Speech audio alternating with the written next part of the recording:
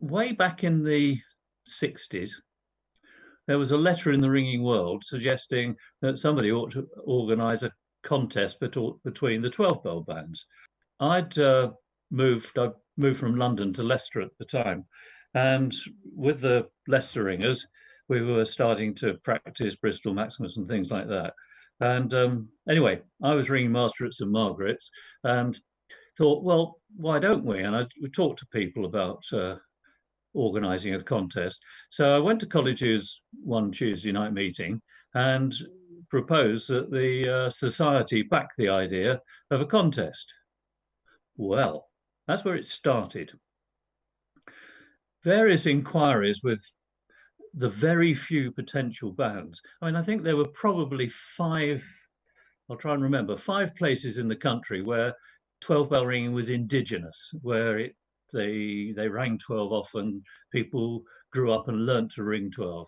And that was Leicester, Birmingham, London, two places in London, of course, colleges and Cumberland, and Bristol. So it was a fairly limited market at the time. And the whole idea was to try and make the idea of ringing 12 bells,